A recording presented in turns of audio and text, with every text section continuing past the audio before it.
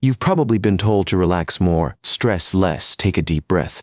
And if that advice actually worked, we wouldn't need this episode. But here's the thing, your body doesn't respond to vague suggestions. What researchers are discovering is that effective stress management isn't about thinking calm thoughts. It's about directly communicating with your nervous system through specific physiological signals. I'm your host, and this is Better Health Faster. Today, we're exploring the science of nervous system regulation, what it actually means, and what the research says works. Here's something that might surprise you. When researchers studied long-term meditators, they didn't just find these people reported feeling calmer. Their bodies actually responded differently to stress. Their cortisol stayed lower, their heart rate variability stayed more stable, and their subjective stress ratings were significantly reduced compared to non-meditators facing the same challenges. The difference wasn't willpower or positive thinking. It was measurable physiological change. And the good news? You don't need decades of practice to start seeing shifts. To understand why this matters, we need to talk about your vagus nerve. It's the longest cranial nerve in your body, running from your brainstem all the way down to your gut. This nerve is essentially a communication highway between your brain and your major organs, your heart, your lungs, your digestive system. It's part of your parasympathetic nervous system. When people talk about the parasympathetic system, they sometimes call it rest and digest mode, but that undersells what's actually happening. This system actively regulates how your body responds to everything. The term you'll hear in this space is vagal tone. Think of it as the baseline activity level of your vagus nerve. Higher vagal tone is associated with better emotional regulation.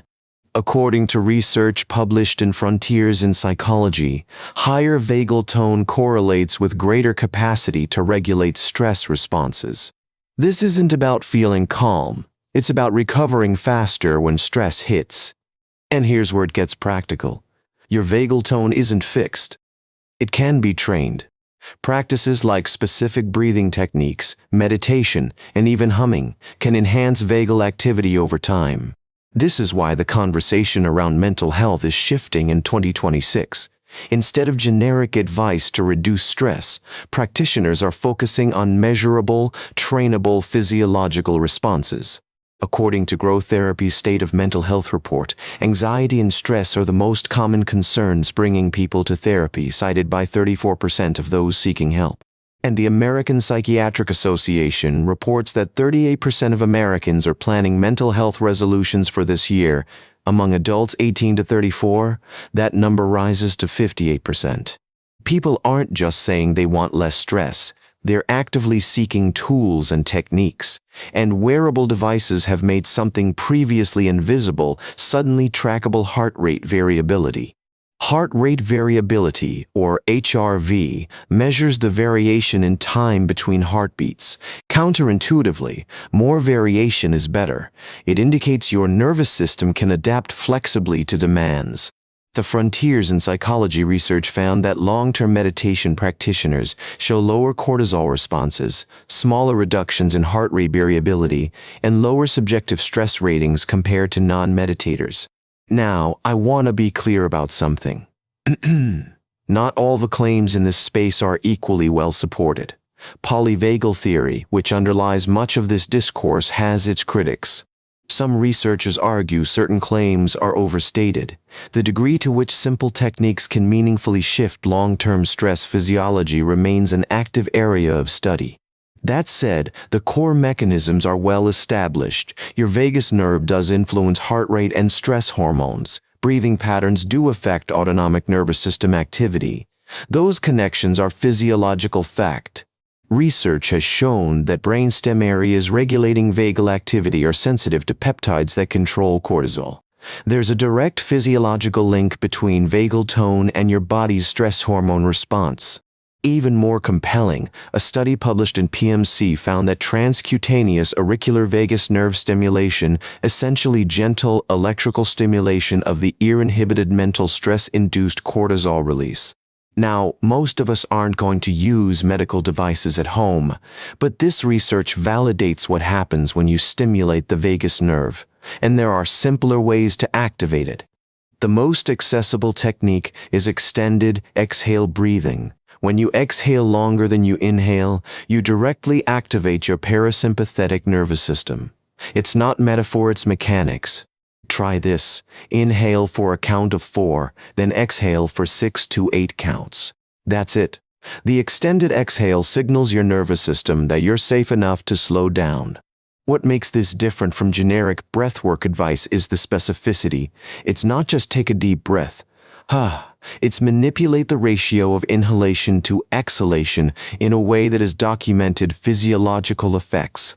The American Psychiatric Association survey found that 59% of Americans feel anxious about personal finances, 53% about uncertainty in the coming year, and 49% about current events.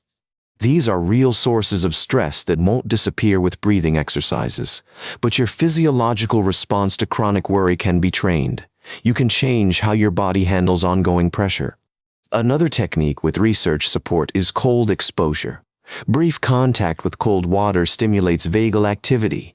This doesn't mean ice baths, though those work too. Start simple. Splash cold water on your face or end your shower with 30 seconds of cold. The key is the face and neck. That's where cold receptors connect most directly to vagal pathways. There's also your voice, humming, singing loudly, even gargling. These activities vibrate structures in your throat that stimulate the vagus nerve directly. It sounds almost too simple to work, but the mechanism is straightforward. Your larynx and pharynx are innervated by branches of the vagus nerve. When you engage those muscles with sound, you're physically activating vagal pathways. Morning gargling, singing in the car, humming while you work. These aren't just pleasant activities.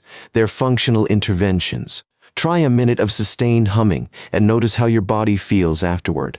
One thing that's changed the game here is wearable technology. Heart rate variability was once measured only in clinical settings. Now a $40 fitness band can track it. If you're curious about this approach, consider tracking your HRV for a few weeks. Use it as feedback. Try different techniques and see which ones actually shift your numbers versus which ones just feel nice.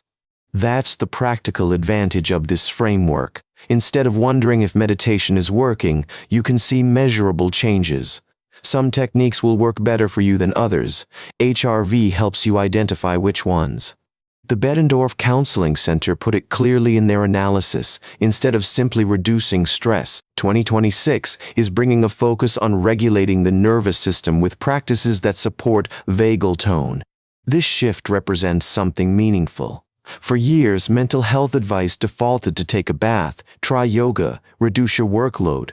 Well-meaning but vague, often impractical.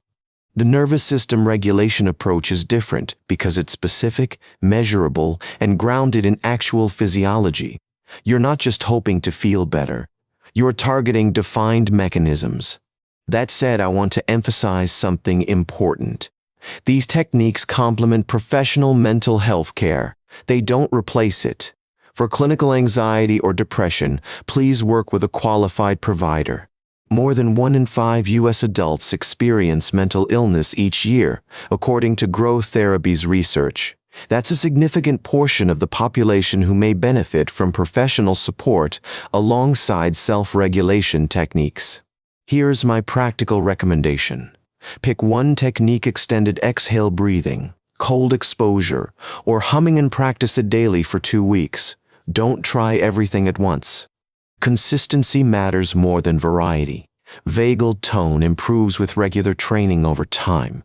Using techniques only during crisis is like exercising only when you're already out of breath. Building resilience works the same way. Small, consistent practices build your nervous system's capacity to handle stress. When the big challenges come, and they will, you'll recover faster. If you track your HRV, look for patterns. Which days show higher variability? What did you do differently? Sleep quality, morning routines, and evening habits all influence your baseline. If you find this approach resonating with you, consider sharing it with someone who might benefit. And if you want more evidence-based health content, subscribing means you won't miss future episodes. What excites me about this trend is the agency it offers. You're not waiting for life to become less stressful because, honestly, when does that happen? Instead, you're building internal capacity. The research suggests this internal capacity is trainable. Long-term practitioners show physiological differences in how their bodies respond to stressors, not through suppressing reactions, but through more efficient recovery. This isn't about becoming someone who never feels stress. That's neither realistic nor desirable. Stress responses evolve to help us deal with challenges. The goal is flexibility, responding appropriately, and recovering efficiently. Think of it this way. A well-regulated nervous system isn't one that never activates. It's one that can ramp up when needed and ramp down when the threat passes. Both directions matter. As we wrap up, let me give you the realistic picture. These techniques work for many people. The research is promising, but they're not replacements for addressing underlying causes of chronic stress. If your stress comes from toxic work environments, financial instability, or relationship problems, breathing techniques alone won't solve those.